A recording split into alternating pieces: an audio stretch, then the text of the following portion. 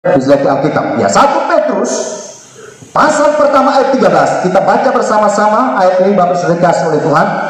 1, 2, 3. Sebab itu, siapkanlah akal budimu, waspadalah dan letakkanlah pengharapanmu seluruhnya atas kasih karunia yang dianugerahkan kepadamu pada waktu penyataan Yesus Kristus.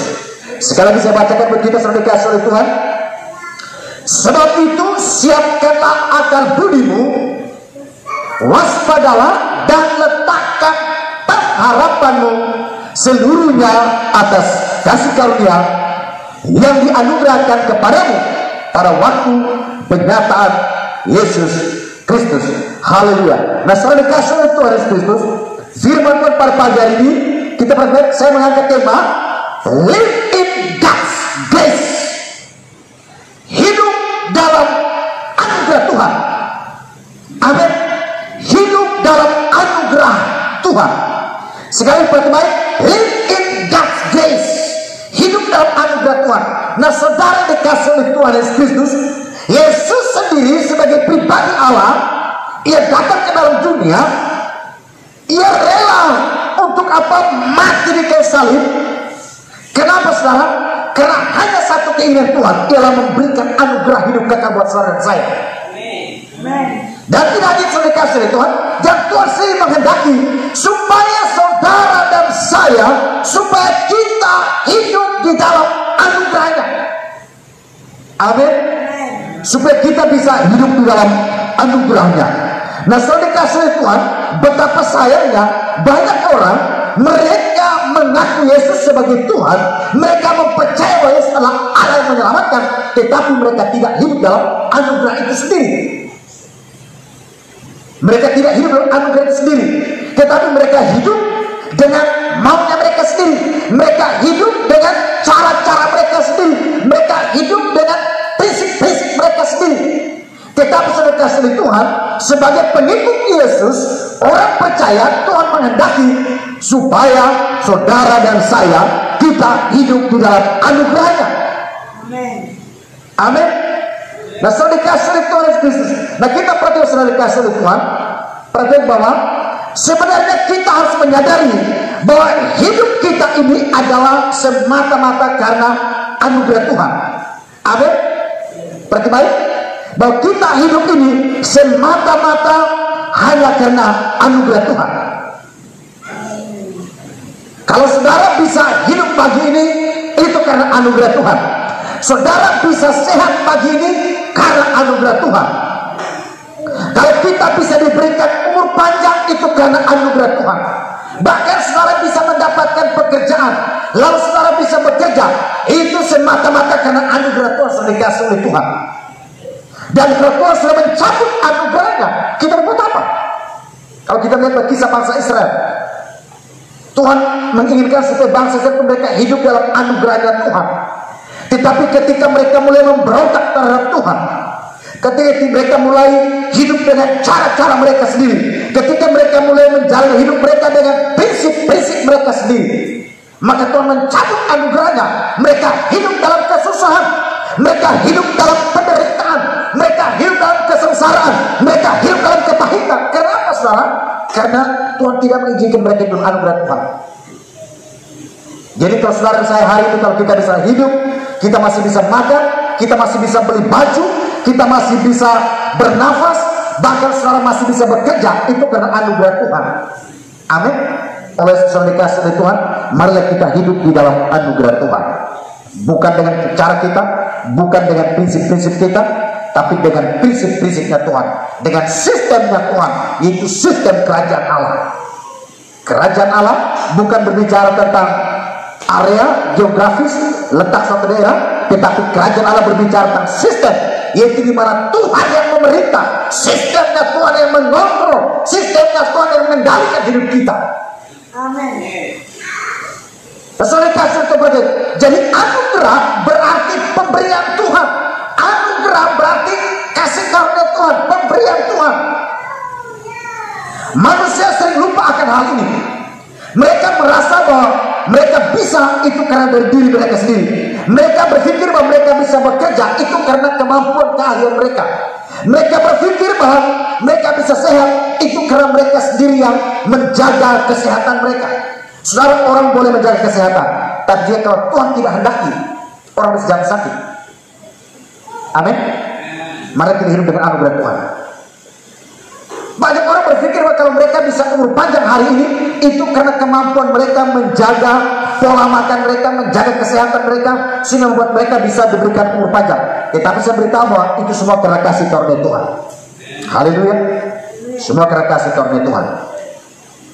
Nah, setelah dikasih oleh Tuhan, sebagai orang percaya, kita wajib memahami bahwa dasar hidup kita ini sampai kepada keberhasilan kita hari ini dan seterusnya itu adalah anugerah Tuhan semata. Dengan demikian, sebagai seorang percaya akan memiliki karakter yang selalu bersyukur kepada Tuhan, selalu mengandalkan Tuhan, selalu rendah hati, selalu disiplin dalam di hadapan Tuhan.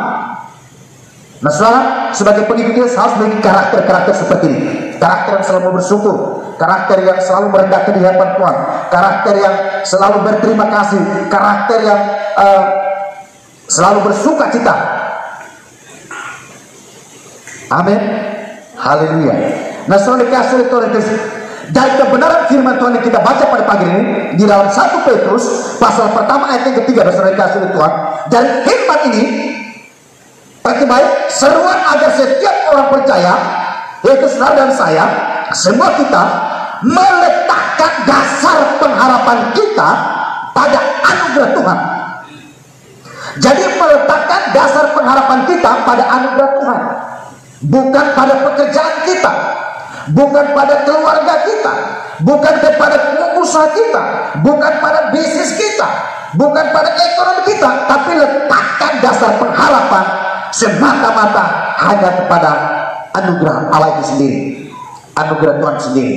Amin. Haleluya. Ini mungkin berbeda dengan orang lain di luar sana setelah dikasih oleh Tuhan, yang mengandalkan kekuatan diri sendiri, atau mereka mengandalkan sesuatu yang lain, atau mereka mengandalkan hal-hal yang bersifat fana. Tetapi saudara saya, mari kita mengandalkan Tuhan di atas segala-galanya. Hiduplah di dalam anugerah Tuhan. Mari saudara kita, dari kebenaran firman Tuhan pada pagi ini, saya mengajak saudara, mari untuk kita belajar dari hidup bangsa Israel. Ketika pada waktu mereka hidup di dalam anugerah Tuhan, Tuhan membawa mereka kepada keberhasilan, Tuhan membawa mereka kepada kemenangan, Tuhan membawa mereka kepada kesuksesan, bahkan Tuhan membawa mereka untuk hidup dalam menikmati mujizat Tuhan. Tetapi ketika waktu mereka mulai berontak, mereka mulai menjalani hidup dengan cara mereka, dengan sistemnya mereka, anugerah Tuhan meninggalkan mereka. Mereka hidup dalam kelaparan, mereka hidup dalam kesusahan besar, mereka hidup dalam kesengsaraan. Nah, setelah dikasih oleh Tuhan, kalau kita baca dalam kitab Yoel pasal pertama ayat 9, Nabi Yoel sudah menjelaskan bagaimana ketika bangsa Israel mereka melakukan suatu dosa pelanggaran, mereka hidup di luar anugerah Tuhan, mereka melakukan kesalahan, mereka hidup dengan sistemnya mereka, mereka hidup dengan suka-sukanya mereka. Akhirnya anugerah Allah meninggalkan mereka. Mereka hidup dalam kesusahan besar, mereka hidup dalam kesengsaraan, di mana Tuhan mendatangkan kelaparan yang sangat hebat atas negeri Israel, di mana Tuhan mendatangkan hukuman atas mereka. Tuhan mendatangkan berupa tulah, yaitu berupa belalang pengiling, belalang pidahan, belalang pelompat, dan yang terakhir adalah belalang pelahap, menghabiskan seluruh tanaman mereka. Pohon anggur, pohon zaitun, pohon ara yang menjadi andalan hidup mereka, yang menjadi sumber mata pencarian mereka, sudah tidak lagi bisa menghasilkan. Kenapa? Semua habis ludes, dimakan oleh belalang. Mereka hidup kekeringan, sehingga Yoel menyampaikan dalam Yoel pasal pertama ayat 9 dikatakan, tidak ada lagi yang dipersembahkan, dan tidak ada yang dipersembahkan di rumah Tuhan. Para imam-imam mereka menangis, meratap, mereka berkabung. Di dalam ayat yang kelima dijelaskan, karena mereka nyaman di dalam dosa, Mereka nyaman di dalam duniawinya mereka. Mereka nyaman dalam sistemnya mereka. Mereka nyaman dalam kesenangan mereka. Pada akhirnya mereka lupa dengan anugerah Tuhan. Anugerah Tuhan meninggalkan mereka. Mereka dalam kesusahan besar. Nah, Bapak Ibu dikasih oleh Tuhan Yesus Kristus, marilah kita belajar dari kehidupan bangsa Israel untuk menjadi pelajaran penting bagi kita. Bagaimana kita harus tetap hidup dalam anugerah Tuhan. Karena apa yang dikasih oleh Tuhan? Karena hanya karena anugerah Tuhan itulah yang akan membuat kita bisa menikmati berkat Tuhan, menikmati mujizat Tuhan, menikmati keajaiban Tuhan. Kita bisa menikmati pemeliharaan Tuhan, kita bisa menikmati berkat-berkat Tuhan. Haleluya. Yang menjadi pertanyaan penting bagi kita adalah bagaimana sistem anugerah itu bekerja dalam kehidupan kita. Bagaimana supaya sistem anugerah Allah bekerja, memerintah atas hidup kita, berdaulat atas hidup kita. Nah, saudara dikasih oleh Tuhan Yesus Kristus, berdasarkan firman Tuhan yang kita baca dalam kitab 1 Petrus, surat 1 Petrus pasal pertama ayat yang ke-13. Berdasarkan firman Tuhan ini, saya menemukan ada beberapa hal penting, ada 3 poin penting untuk kita dapat hidup dalam anugerah Tuhan. Bagaimana supaya kita terus hidup di dalam sistem anugerahnya Tuhan. Nah, saudara dikasih oleh Tuhan Yesus Kristus, perhatian baik. Saya menemukan ada 3 poin penting. Poin yang pertama, perhatian baik. Yang pertama saya dikasih oleh Tuhan, bagaimana supaya kita hidup dalam sistem anugerahnya Tuhan. Yang pertama adalah wajib hidup dalam berpengharapan kepada Kristus. Amin. Jadi sekali, jadi yang pertama apa? Wajib hidup dalam berpengharapan di dalam Kristus. Artinya dari poin ini saya menyampaikan saudara, artinya bahwa Tuhan itulah menjadi andalan hidup kita, menjadi sumber pengharapan kita. Jadi yang menjadi sumber pengharapan kita bukan pekerjaan kita, bukan ekonomi kita, bukan usaha kita, bukan bisnis kita, apalagi manusia, apalagi keluarga. Tetapi yang menjadi sumber pengharapan kita adalah anugerah Tuhan sendiri. Oleh sebab itu, tetaplah berpengharapan di dalam Kristus, sekalipun situasi kondisi seakan-akan tidak memberikan jaminan untuk hidup. Tetapi percayalah, karena kita hidup bukan berdasarkan keadaan, kita hidup bukan berdasarkan situasi kondisi, tapi kita hidup berdasarkan anugerah Tuhan. Haleluya. Saudara, kalau orang prinsip hidupnya berdasarkan kepada situasi, maka dia akan mengalami kesulitan. Situasi baik, dia jadi baik. Situasinya jadi buruk, dia pun ikutan buruk. Situasinya tanggal muda, dia bersuka cita. Pertengahan bulan, muka mulai muram. Tanggal tua, Tuhan juga muka. Kita hidup bukan berdasarkan situasi, amin. Saudara dan saya, kita hidup bukan berdasarkan situasi kondisi, tapi kita hidup karena anugerah Tuhan. Haleluya. Saya baru tanggal 5, nggak butuh bukan pengingatnya. Bayar ini, bayar itu, bayar ini, bayar itu. Karena saya ngomong sama istri saya, baru tanggal 5, bulan ini baru tanggal 5, udah gak ada duit. Tapi saya tetap bersuka cita, Bapak Ibu. Saya tetap bersuka cita. Dan hari ini tanggal 13. Tapi ingat Bapak Ibu, hidup bukan karena situasi kondisi, kita hidup karena anugerah Tuhan. Haleluya. Oleh karena kita hidup karena anugerah Tuhan, makanya pada prinsipnya yang dikasih oleh Tuhan, yaitu wajib hidup dalam berpengharapan di dalam Kristus. Tetap menaruh harapan kepada Kristus. Apapun situasi, apapun kondisi, apapun keadaan, tetap berpengharapan kepada Kristus. Amin. Satu pujian, apapun masalah, jangan pernah menyerah. Apapun rintangan, tetap bertahan. Saya suka lagu saudara. Kenapa? Karena lagu ini mengingatkan kepada saya, apapun rintangan, apapun halangan, saya tetap bertahan di dalam Kristus. Tetap berpengharapan di dalam Kristus.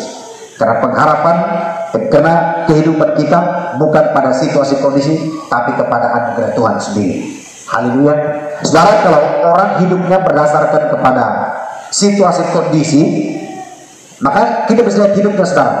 Kita bisa hidupnya. Sebentar dia suka cita, sebentar hidupnya seperti dia tidak ada tanda-tanda kehidupan. Sebentar dia semangat, sebentar dia mati lagi. Jadi hidupnya seperti bagaikan putri malu. Putri malu bukan manusia, tapi rumput putri malu. Putri malu ini berdasarkan kondisi. Di saat pagi hari daunnya mekar lebar segar-segar. Ketika situasi kondisi di mana disentuh oleh manusia, dia langsung mengerut. Kalau di waktu di Saidin, Perumahan Saidin, saya sama Jevelin suka pergi di sebelah sana kan banyak rumput-rumput.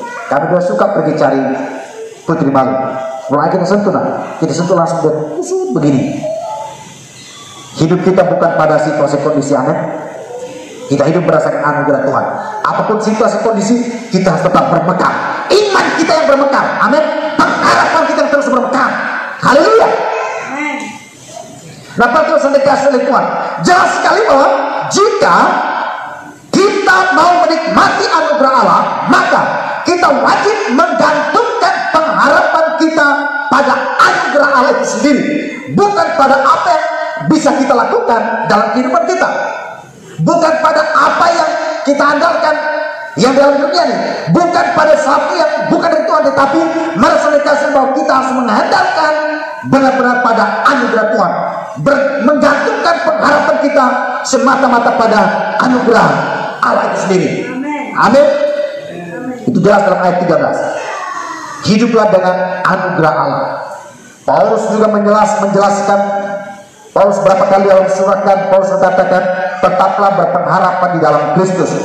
Nah, sekarang kita melihat bahwa saudara, kalau kita perhatikan baik, kalau kita baca kisah perjalanan Rasul Paulus, saudara, situasi kondisi berbagai macam dihadapi oleh Paulus, tapi luar biasa saudara, iman Paulus tetap mekar. Dia tidak seperti putri malu, tidak seperti rumput putri malu, sebentar langsung menggerut, mengecil, tapi iman tetap mekar. Di dalam penjara iman tetap mekar, karang kapal iman tetap bermekar, dipatok ular iman tetap mekar, diadili, dihadapkan kepada mahkamah-mahkamah agama, dihadapkan kepada raja-raja, dia tetap bermekar. Iman saudara saya harus seperti ini. Haleluya, tetap bermekar. Saudara dikasih oleh Tuhan. Mengapa saya katakan tetap bermekar? Saudara dikasih oleh Tuhan, kita lihat sendiri situasi kondisi virus pandemi COVID-19 yang hari-hari ini menggoncang dunia, menggoncang perekonomian dan Indonesia. Berbagai ramalan, berbagai nubuatan hamba-hamba Tuhan 10 tahun silam, 5 tahun yang lalu, bahwa Indonesia akan mengalami krisis. Awal krisis adalah Januari 2021, dan itu artinya tinggal setengah bulan lagi kita akan menghadapi masa krisis. Makanya pada hari ini saya sampaikan, iman harus tetap terus bermekar. Amin. Mau krisis, mau tidak krisis, iman kita harus terus bertumbuh, pengharapan kita terus bertumbuh, semangat kita dalam Tuhan makin menyalakan Allah seperti kasih oleh Tuhan. Amin. Jangan kita semangat karena berhabis gajian. Lalu bagaimana kalau sudah gajian? Mulai berpikir, aduh, tidak ada surat uang isi bensin, aduh, tidak ada surat uang kolektif, aduh. Haleluya, saudara, kita kalau berpikir seperti ini, selesailah hidup kita. Mari kita hidup dengan berpengharapan dalam Kristus. Amin. Menggantungkan pengharapan kita semata-mata pada anugerah Tuhan. Haleluya. Pengertian ini percaya oleh kasih oleh Tuhan. Pengertian ini penting karena hal inilah yang akan membuat kita tidak akan pernah menyerah sekalipun kita belum mendapatkan apa yang kita harapkan dalam hidup kita, sekalipun kita belum menerima jawaban doa. Tetapi kalau orang yang hidup dengan anugerah Allah, tetap berpengharapan kepada anugerah Allah, sekalipun doanya belum terjawab, dia berkata, amin, aku sudah menerimanya. Karena memang itulah tertulis dalam Injil Yohanes dan Injil Matius, katakan, apapun yang kamu minta dan kamu doakan, percayalah bahwa kamu telah menerimanya, maka hal itu akan diberikan kepadamu. Amin. Jadi para fisik selalu dikatakan, apapun yang kamu minta dan kamu doakan, percayalah bahwa kamu sudah menerimanya. Pertama penekanannya, percayalah bahwa kamu sudah menerimanya, maka hal itu akan diberikan kepadamu. Jadi Tuhan memberikan kepada kita kalau kita percaya bahwa kita sudah menerimanya. Nah sekarang bagaimana sehingga kita percaya bahwa kita sudah menerimanya. Selalu berkata, Tuhan aku bersyukur, doaku sudah terjawab. Amin. Saya setiap kali saya berdoa, selalu saya akhiri doa saya dengan berkata begini, terima kasih Tuhan, aku bersyukur karena doaku sudah dijawab. Tuhan sudah memberikannya kepadaku, aku sudah menerimanya dengan imanku. Bahkan Tuhan telah memberikannya kepadaku lebih daripada apa yang aku minta dan apa yang aku doakan. Haleluya. Nah, setelah dikasih oleh Tuhan Yesus Kristus, nah kita melihat bagaimana supaya anugerah Allah tetap bekerja dalam hidup kita. Yang kedua adalah wajib hidup dalam ketaatan. Amin. Bagaimana supaya sistem anugerah Allah, sistem anugerah Tuhan terus memerintah atas hidup kita. Bagaimana supaya anugerah Allah tetap ada pada kita dan kita pun bisa hidup dalam anugerah Tuhan. Yang kedua adalah wajib hidup dalam ketaatan. Taat terhadap apa? Taat terhadap firman-Nya. Taat terhadap apa? Taat terhadap apa maunya Tuhan. Taat terhadap apa? Taat terhadap apa yang Tuhan perintahkan. Ketika bangsa Israel, ketika mereka mau lakukan apa yang Tuhan mau mereka lakukan, maka anugerah Allah turun atas hidup mereka. Waktu mereka coba untuk mau memberontak dan tidak mau melakukan apa yang Tuhan mau lakukan terhadap mereka, anugerah Allah meninggalkan mereka. Saudara, sudah sangat terlalu banyak bukti dalam Alkitab. Kita melihat sendiri, saudara, bukan cuma umat Israel, raja-raja pun kita dalam Alkitab ada beberapa raja-raja. Ketika mereka mulai tidak lagi taat dengan apa yang Tuhan mau, akhirnya anugerah Allah meninggalkan mereka. Salah satu Saul.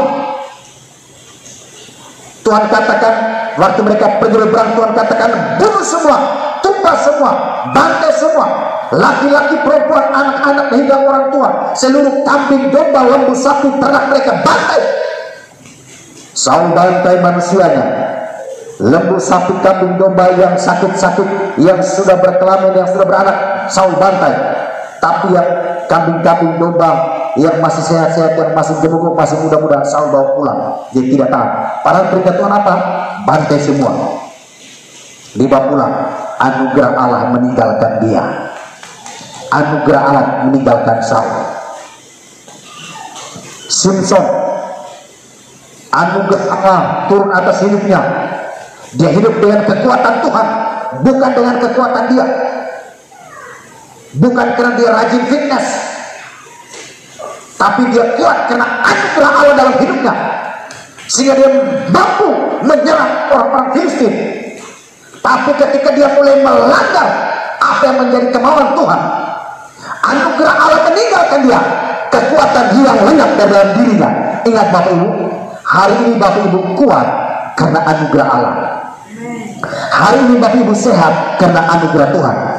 Kalau anugerah Allah sudah meninggalkan kita, kita akan hidup dalam penderitaan, sakit, penyakit, lemah lain, sekalipun mungkin badan besar berkekang. Tapi kalau anugerah Allah sudah meninggalkan, dia akan jadi seperti putra malu, langsung menurut. Setelah banyak sudah dikasih oleh Tuhan, contoh-contoh dalam Alkitab. Tetapi ketika mereka hidup dengan anugerah Tuhan, mereka taat dengan kemauan Tuhan, anugerah Allah turun atas hidup mereka. Mereka diluputkan dari berbagai macam malapetaka. Mereka diluputkan dari berbagai macam persoalan masalah.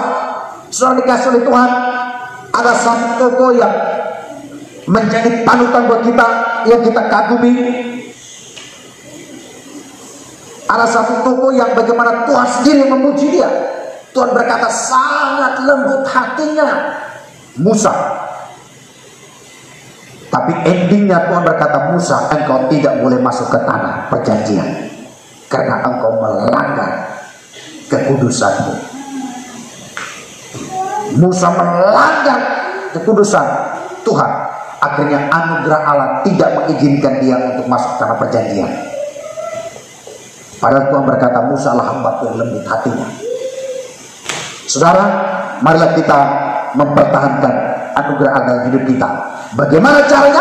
Yaitu wajib hidup dalam ketaatan. Amin. Taat dengan apa yang Tuhan mau. Saudara, saya sendiri berapa kali saya mengalami bagaimana anugerah Tuhan bekerja dalam hidup saya. Ketika firman Tuhan datang kepada saya coba untuk belajar taat, faithfulness, ketaatan. Saya belajar taat. Saya melihat anugerah Allah nyata dalam hidup saya. Saya melihat anugerah Tuhan sungguh luar biasa. Mujizat Tuhan terjadi. Saya mengalami mujizat Tuhan. Saya mengalami keajaiban Tuhan. Jadi mari saudara dikasihi Tuhan, kita belajar untuk taat dengan anugerah Tuhan. Dalam 1 Petrus pasal yang pertama ayat yang ke-14 dikatakan ini. Kita perhatikan saudara dikasihi Tuhan, kita tahu bahwa dibutuhkan ketaatan untuk menikmati anugerah Allah. Artinya, jangan pernah mencoba meraih anugerah Allah dengan kekuatan, dengan cara kita sendiri. Haleluya. Kita baca dulu 1 Petrus 1 ayat yang ke-14. Kita bahas dulu. 1 Petrus pertama ayat 14 dikatakan ini. Hidup sebagai anak-anak yang taat dan jangan turuti hawa nafsu yang menguasai kamu pada waktu kebodohan. Ngeri ditegaskan. Hiduplah apa? Sebagai anak-anak apa? Anak-anak yang taat. Karena dengan ketaatan itulah membuat anugerah Allah makin melekat dalam hidup kita. Karena dengan ketaatan itulah anugerah Allah terus memimpin hidup kita. Anugerah Allah terus turun atas hidup kita. Maka kita tahu bahwa dibutuhkan ketaatan untuk menikmati anugerah Allah. Tanpa ketaatan tidak akan menikmati anugerah Allah. Tetapi dengan ketaatan itulah akan menikmati anugerah Allah. Artinya jangan pernah mencoba meraih anugerah Tuhan, anugerah Allah dengan kekuatan sebagai manusia, dengan cara-cara kita sendiri. Melainkan ketaatan terhadap firman-Nya. Dalam hidup ini ketaatan membutuhkan kesabaran. Betul. Dalam hidup ini ketaatan dibutuhkan apa? Kesabaran. Soalnya memang ketaatan itu dibutuhkan kesabaran. Ada saatnya di Tuhan, ada saatnya saudara, Tuhan itu memberikan suatu perintah yang tidak masuk akal. Kenapa saudara saya katakan? Ada kalanya di mana Tuhan memberikan satu perintah yang tidak masuk akal. Kalau kita baca dulu di dalam kitab Keluaran, ketika bangsa Israel mereka keluar dari tanah Mesir, melangkah menuju kepada tanah perjanjian, Tuhan memberikan satu perintah yang tidak masuk akal bagi Musa. Tuhan berkata begini, Musa, pimpinlah umatku Israel, keluarlah kamu dari tanah Mesir, pergilah kamu berkemah di tepi sungai Pi-hahiroth. Lalu Tuhan berkata begini, dan aku akan memerintahkan Firaun bersama pasukan yang mengejar kamu. Saudara, dari perintah Tuhan kepada Musa ini, dua hal yang saya ambil kesimpulan. Hal pertama, memang Tuhan mau memperlihatkan kepada bangsa Israel bahwa Firaun bersama pasukannya akan ditenggelamkan di lautan. Tapi hal kedua, saudara, Tuhan mau menguji ketaatan Musa. Musa taat enggak dengan perintah yang tidak masuk akal? Musa taat enggak dengan perintah yang tidak masuk akal? Hari-hari ini kadang firman Tuhan datang kepada kita berupa sebuah perintah yang seakan-akan tidak masuk akal. Saudara dalam kondisi tidak punya apa-apa lagi di rumah. Saudara tinggal hanya memiliki uang 100.000, dan uang 100.000 itu mungkin saudara mau beli beras atau saudara beli makanan. Tiba-tiba Tuhan datang dan berfirman, Tuhan datang berkata, ambil uang itu dan berikan kepada orang ini. Itu perintah tidak masuk akal. Saudara mulai berperang dengan logika saudara. Saudara akan mulai berpikir bagaimana mungkin saya mau sering berikan ke orang lain, sedangkan saya tidak ada beras, sedangkan saya tidak ada kebutuhan apa di rumah, saya sudah tidak lagi punya apa-apa di rumah. Tapi Tuhan katakan, beri.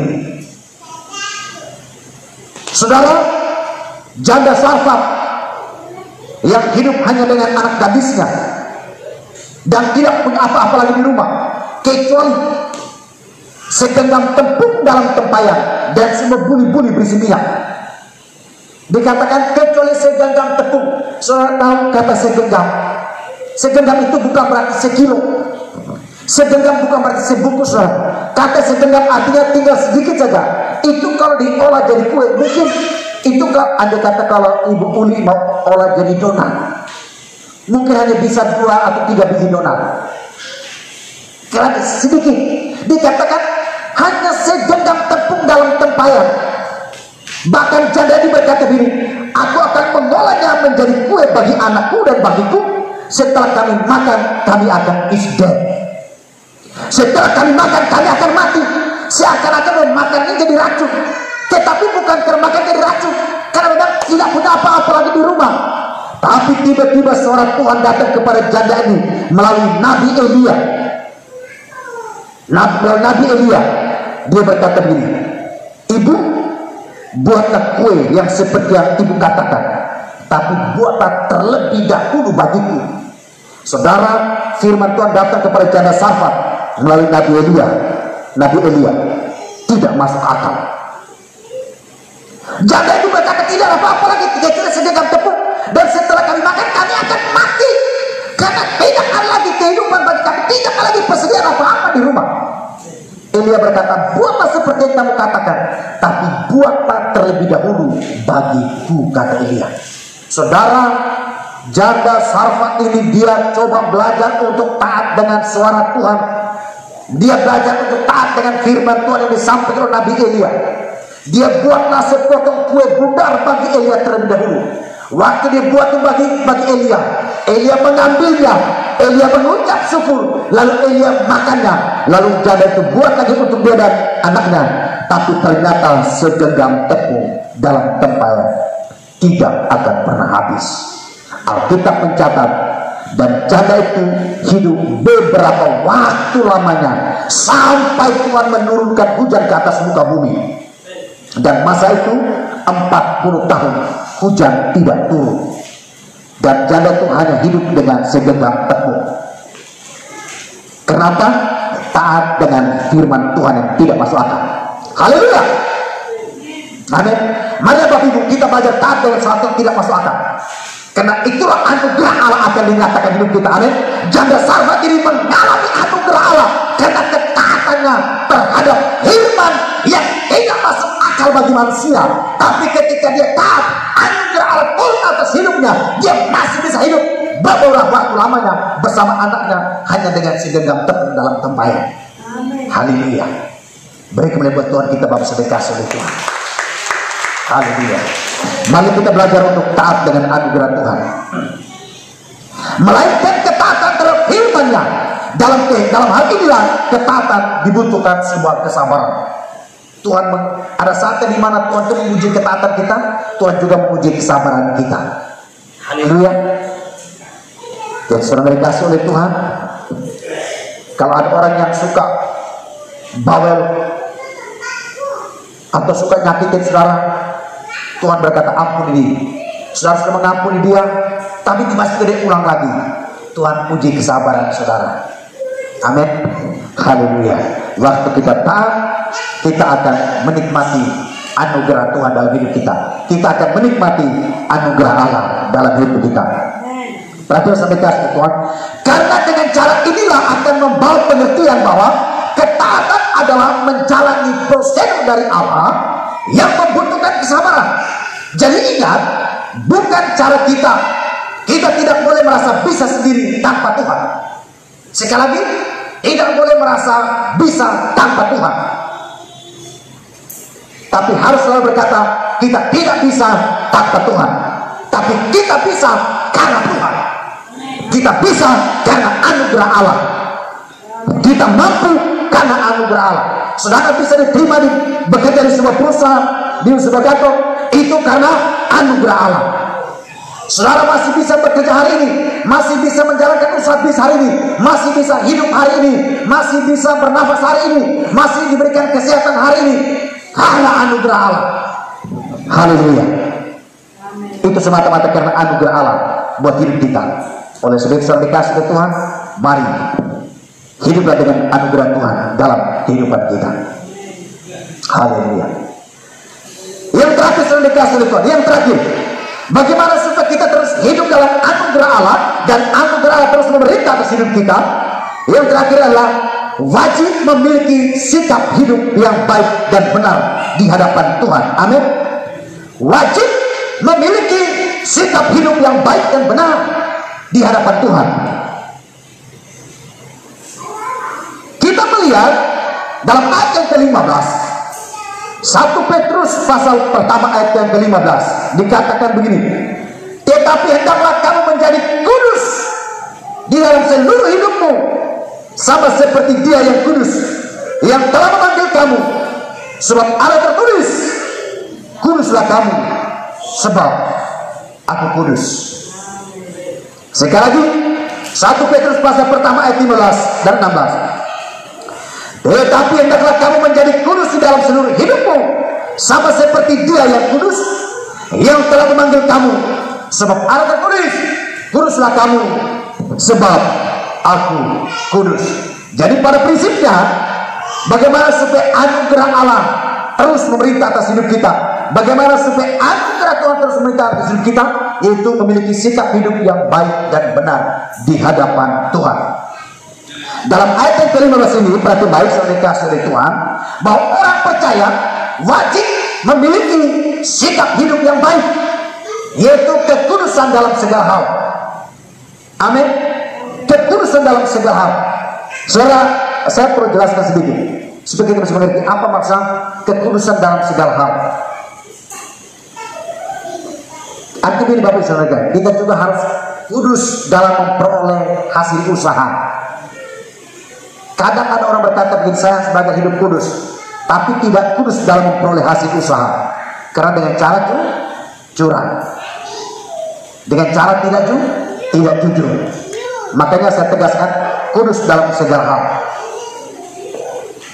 Kudus dalam mencari pekerjaan, jangan mengandalkan karena ada orang dalam, karena ada bos yang kita kenal, karena manajernya adalah paman, karena manajernya atau ownernya karena om kita. Bukan begitu saudara, tapi kita harus mengandalkan Tuhan. Amin. Kita perhatikan saudara dikasih oleh Tuhan. Ini kita juga perlu belajar dari hal-hal duniawi. Bukan itu maksudnya kita belajar dari orang-orang di luar Tuhan. Saudara lihat tahun lalu ke tahun ini, anaknya Jokowi tes PNS enggak lulus. Padahal kalau kita mau berpikir, Jokowi tinggal telepon aja bagian penerimaan kepegawaian. Itu anak saya harus diloloskan ya. Bisa saudara, bisa. Dia tinggal telepon saja. Tapi Jokowi mau mengajarkan kepada anaknya untuk tidak boleh mengandalkan karena bapaknya presiden. Amin.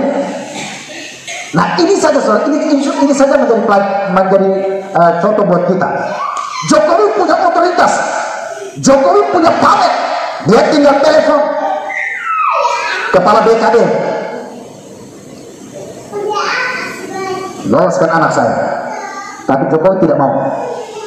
Dia tidak mau anaknya jadi PNS dengan cara yang tidak kudus, dengan cara yang tidak baik. Makanya anaknya tidak lulus, saudara. Dan kita belajar hal ini. Amin. Makanya poin yang ketiga saya tekankan adalah kudus dalam segala hal. Kudus dalam mencari pekerjaan, kudus dalam memperoleh penghasilan. Jangan memperoleh penghasilan dengan cara curang. Jangan mencari pekerjaan dengan cara curang, dengan cara-cara yang tidak berkenan di hadapan Tuhan. Jadi kudus dalam segala hal, kudus dalam mencari pekerjaan, kudus dalam bekerja, kudus dalam peroleh penghasilan. Kenapa saya katakan kudus dalam bekerja?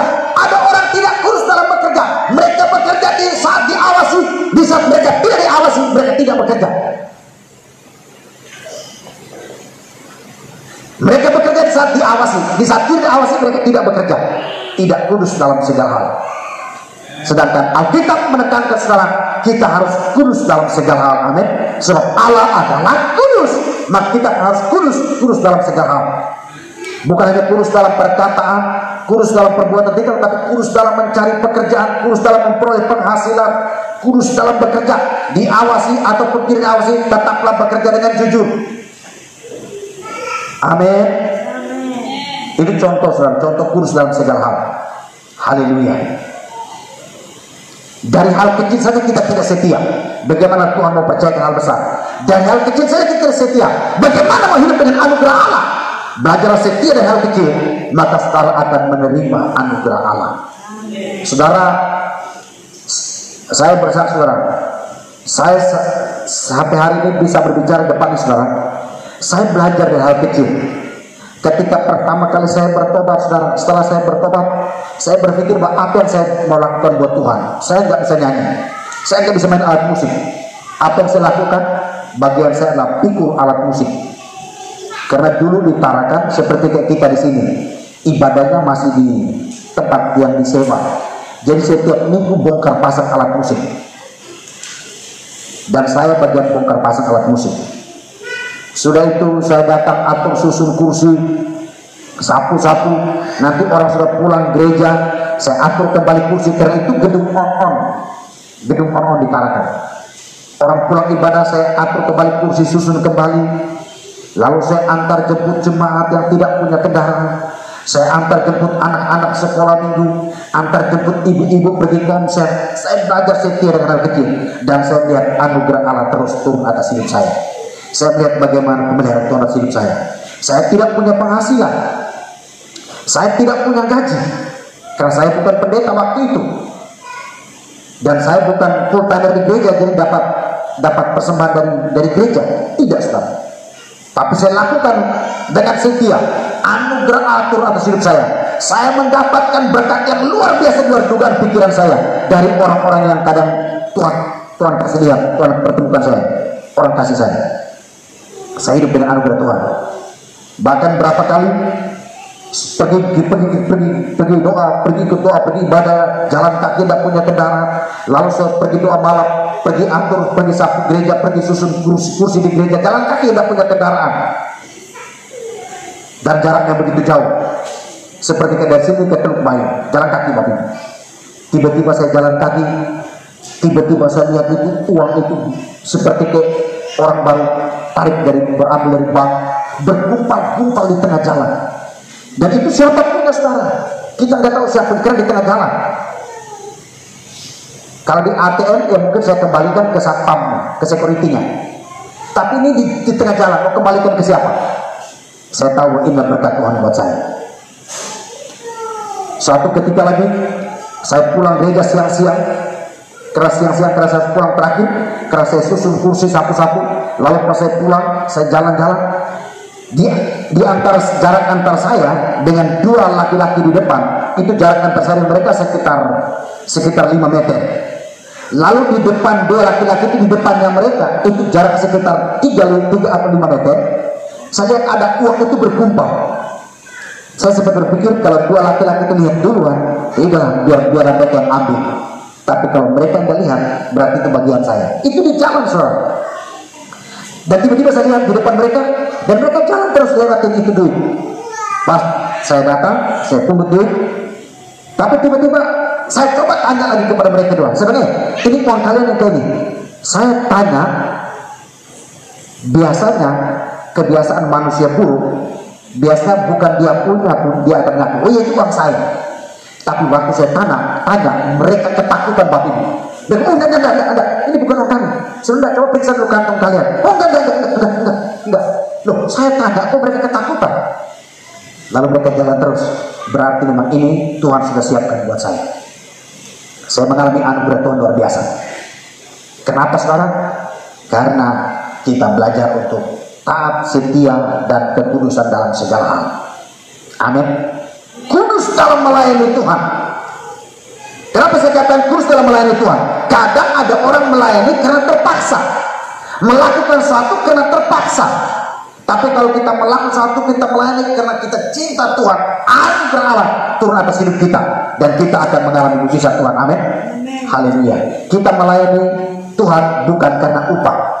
Tapi kalau orang melayani berpikir karena upah, dia tidak akan menikmati anugerah Allah. Tapi kita melayani karena kita mengasihi Tuhan, karena kita cinta Tuhan. Haleluya. Nah, saudara dikasih oleh Tuhan Yesus Kristus. Berarti baik, orang yang percaya, yang hidup dalam anugerahnya, wajib memperhatikan norma-norma. Sebab ini pesan penting dan besar bagi orang percaya, yaitu diberkati untuk memberkati. Amin. Diberkati untuk memberkati. Saudara diberkati untuk memberkati orang lain. Dengan demikian orang percaya atau kita bisa menjadi saksi Tuhan dengan maksimal. Saya tutup. Baru saya tutup pada pagi hari ini. Sejalan dengan Tuhan, Tuhan mau memberi kita anugerah yang besar. Ia pun memiliki tujuan agar kita menjadi saksi kebaikan dan kebesarannya di muka bumi. Karena itu, jika anugerahnya tidak tepat sasaran, seringkali bahwa anugerah itu bisa berhenti. Artinya kalau anugerah diberikan kepada kita namun tidak tepat sasaran, anugerah bisa berhenti. Anugerah, apa anugerah? buat saudara, yaitu anugerah dalam hal pekerjaan. Saudara punya pekerjaan itu anugerah Tuhan. Tapi jika kalau saudara bekerja dengan cara yang salah, anugerah bisa berhenti, pekerjaan saudara bisa dicabut. Banyak orang di PHK, banyak orang dirumahkan, banyak orang usahanya bangkrut, bisnisnya bangkrut, pekerjaannya hancur. Jadi mari kita belajar hidup dengan anugerah Tuhan. Kalau saudara bekerja dengan jujur, memuliakan nama Tuhan dalam pekerjaan, anugerah Tuhan turun atas hidupmu. Kalau anugerah Tuhan turun hidupmu, saudara akan terus melihat pemeliharaan Tuhan sempurna buat hidup kita. Haleluya. Anugerah yang Tuhan berikan bukan semata-mata untuk kita nikmati sendiri, tapi anugerah yang Tuhan berikan buat kita untuk memuliakan nama Tuhan, untuk menjadi berkat bagi banyak orang. Amin. Untuk menyukakan hati Tuhan dan untuk menjadi kesenangan bagi banyak orang. Saudara, biarlah kita menjadi pohon yang akan menghidupkan banyak makhluk hidup. Ketika sebuah pohon, ketika dia mulai berbunga dan menghasilkan buah, itu akan menghidupkan seluruh makhluk hidup. Menghidupkan manusia, menghidupkan burung-burung di udara. Dia punya bunganya jatuh ke dalam tanah, akan dimenikmati oleh cacing-cacing dalam tanah. Menghidupkan seluruh makhluk hidup. Hidup saudara dan saya, Tuhan mau untuk menghidupkan orang lain.